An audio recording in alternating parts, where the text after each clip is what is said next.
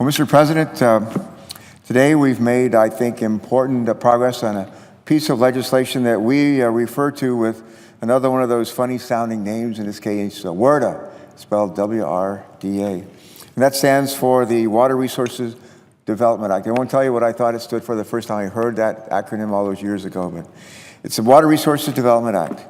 And while the average American who might tune into C-SPAN today has probably no idea what it means when we use its nickname, frankly, they are likely confused with a lot of the other strange acronyms that we use here in Washington as well. But the truth is, the things that this bill, this WRDA bill, will accomplish will have a big effect on the everyday lives of a lot of Americans. But many of them will be things that happen behind the scenes. There are many important functions of the federal government that require years of planning and action by Congress. And we as private citizens oftentimes sort of take them for granted. Hearing our local senator or member of Congress talk about critical dredging projects might sound boring, but if ships carrying groceries into our country's ports can't reach their destinations, that prices continue to rise, in some cases by a whole lot. That means families struggling to put food on their tables must figure out how to stretch their strained budget even further. For the neediest among us, that ship reaching its port isn't just a policy decision made in our nation's capital. It's a difference between a hungry child and a healthy one. But it takes a lot more work to keep our children healthy.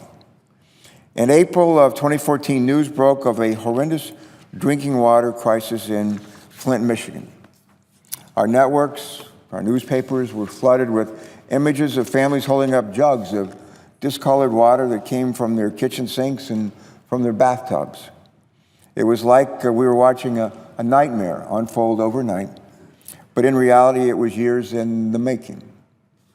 For decades, cities across this country have struggled to fund proper maintenance of their drinking water infrastructure.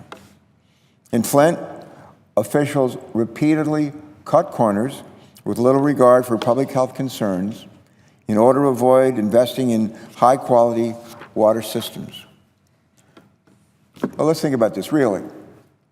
What is more important than an investment in making sure that our kids aren't drinking water that slowly stunts the growth of their brains and the development of their brains? While the national spotlight is focused on Flint, unfortunately, aging water infrastructure is a growing problem faced by way too many of our communities across this country. This year, the Guardian newspaper found that over the past decade, water departments in at least 33 large cities have chosen to test their water with methods that, get this, that would underestimate the lead levels in their drinking water. Underestimated. Philadelphia, which is just half a mile up the road from my home state and the hometown of Wilmington, Delaware, has been accused of having some of the worst testing procedures of any city in the United States, the worst. Congress banned lead water pipes some 30 years ago. But many of our pipes are older than that.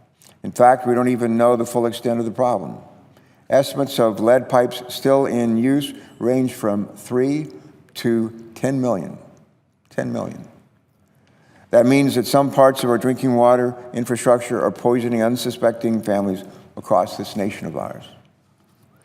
We're doing, I think, good bipartisan work here today by moving forward on authorizing programs that will begin to tackle not all, but many of these issues.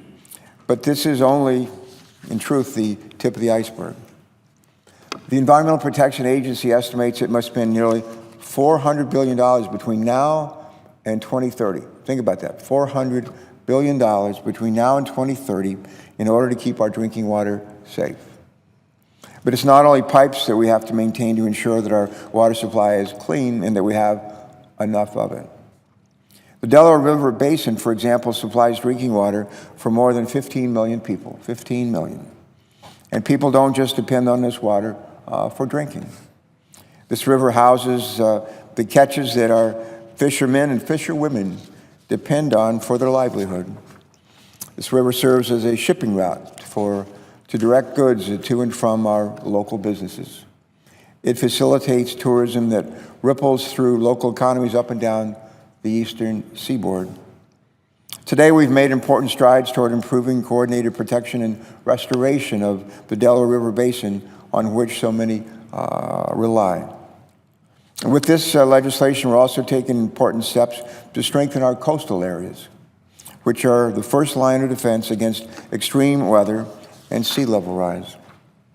For communities near the ocean in Delaware, a severe storm isn't just a day off from work or from school. It has the potential to wreak havoc on our cities and our towns, potentially destroying local businesses and causing irreparable damage to family homes as well as to our transportation infrastructure, our water and wastewater treatment systems as well. State and local governments that are already strapped for resources are then forced to scramble to help their residents rebuild. Instead of trying to patch up the damage after every storm, maybe we ought to prepare ahead of time to make our coastlines more resilient.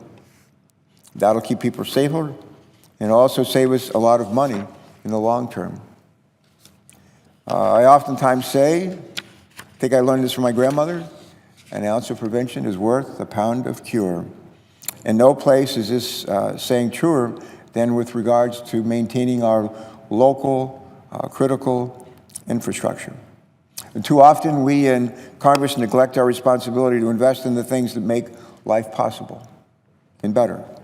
We shy away from reminding people that things worth having are worth paying for.